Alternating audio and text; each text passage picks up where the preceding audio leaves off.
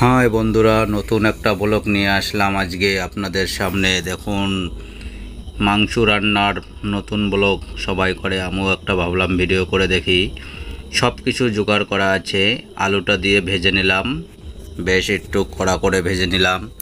ভেজে নেওয়ার পরে হালকা ভাজা হয়ে যাওয়ার পরে এটাকে এখন তুলে নিচ্ছি গাবলায়। তুলে নেওয়ার পরে এবার একটু তেল দিয়ে দিচ্ছি। তেল দেওয়ার পরে তেলটা একটু গরম হওয়ার পরে মশলা বলছি, আগেই সব কিছু আমাদের রেডি করা ছিল, মিক্সচারে মশলাটা করা ছিল, সব কিছু দিয়ে একসাথে পরিমাণ মতন মশলাটাকে আমি দিয়ে দিলাম। তেলের সাথে একটু হালকা ভাজি করে নিলাম। ভাজি করার পর আমাদের মাংস রেডি ছিল, সেই মাংসটাও দিয়ে দিচ্ছি কড়াইয়ের মধ্যে। দিয়ে বেশ আমরা মিক্সচার করে নিচ্ছি। মিক্সচার করার পরে কিছুটা হলুদ, কিছুটা পরিমাণ লবণ দিয়ে সব কিছু দিয়ে আমরা ভালো করে এটাকে মিক্সচার করছি। মিক্সচার করে আমরা কষিয়ে নিচ্ছি মাংসটা। বেশ কিছুক্ষণ ধরে মাংসটাকে ভালো করে কষাতে হবে, যাতে মাংসটা কিন্তু রান্না কষাইয়ে যদি একটু ভালো হয়, ভালো করে কষানো হয়, তাহলে মাংসটা খেতে স্বাদ হবে। এখন কিছু মাংস আমরা বাটিতে তুলে নেব। তার আগে কিছুটা আলু দিয়ে নিচ্ছি। আলুটা ভাজা ছিল আগে, সেই আলুটা দিয়ে ভালো করে মিক্স করে নিচ্ছি।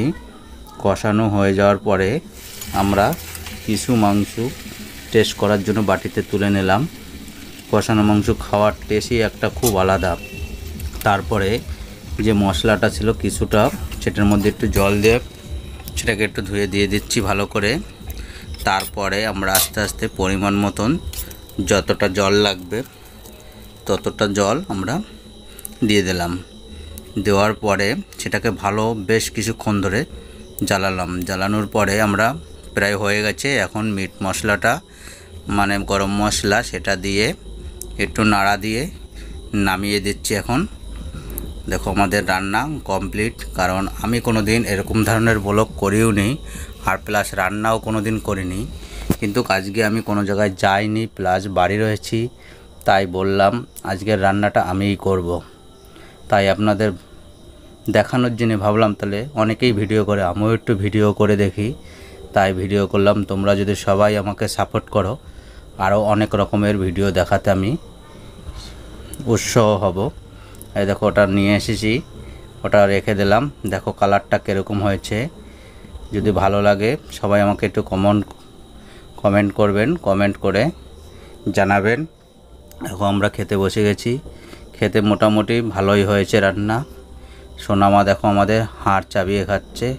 হাড়ের থেকে হালকা হালকা একটু একটু করে মাংস বের করে নিয়ে খাচ্ছে। সলিড মাংস দিলে একদমই খায় না, সেটা আস্তে আস্তে দেখো দেখা যাচ্ছে হাড় থেকে মাংস ছুটিয়ে নিচ্ছে। সবাইকে আমার তরফ থেকে স্বাগত বা শুভেচ্ছা জানানো হচ্ছে। কারণ এরকম ধরনের ভিডিও বা আরও ভালো ভালো ভিডিও করার জন্য সবাই আমাকে একটু সাহায্য করবে বা পাশে থাকবে, ভালোবাসা দেবে, কমেন্ট করে আমাকে জানাবে। ঠিক আছে, আজকে আমরা এখানেই মোটামুটি শেষ করতে চলছি। আবার নতুন এক ব্লগ নিয়ে আসব আবার পরের দিন। আপনারা একটু উৎসাহ ও কমেন্ট বা ফলো করে আমাদের পাশে থাকবে।